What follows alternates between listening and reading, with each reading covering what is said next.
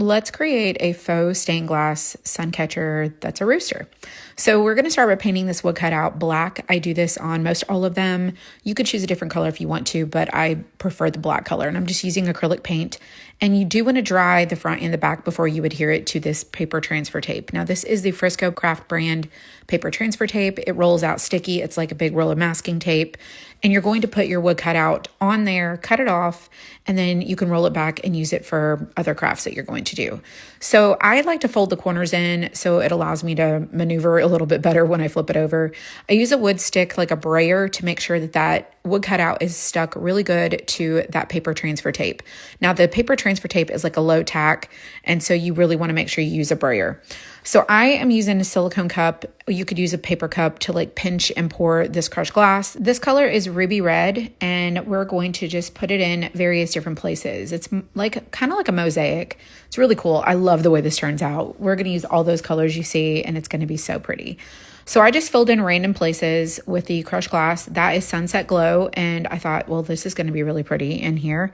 And I was actually inspired by one of my followers who bought this cutout and did her rooster, and she used these colors. I did change up mine with some other colors as well. So this is royal blue, and I'm putting it in just, again, you can see random places wherever you like.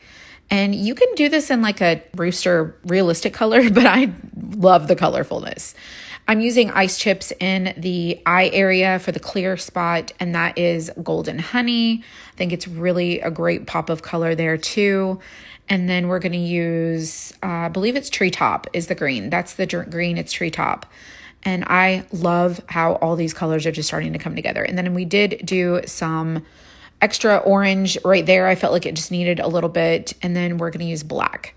So this is how it looks, and I think it looks lovely, and I cannot wait for you to see what it looks like when the light passes through it.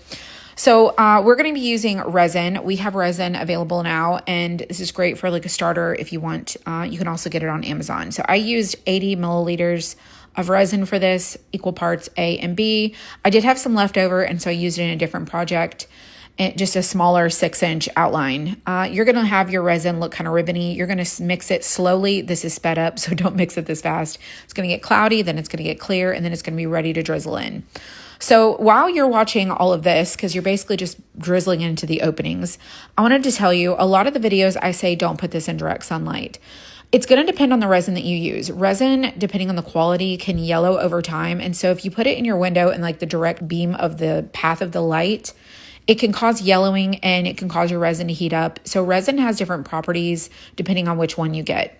So you can get really good UV protection. You can get really good heat tolerance.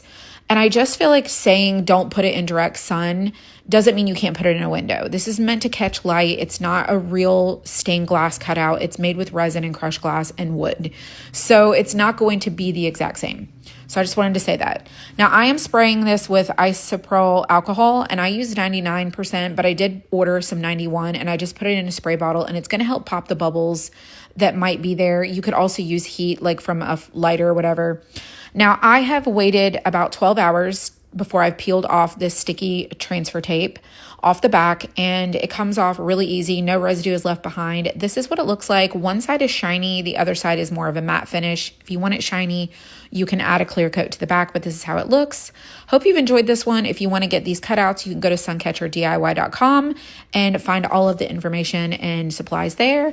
Follow me for more. I hope you like it. Thanks for watching, and I will see you next time.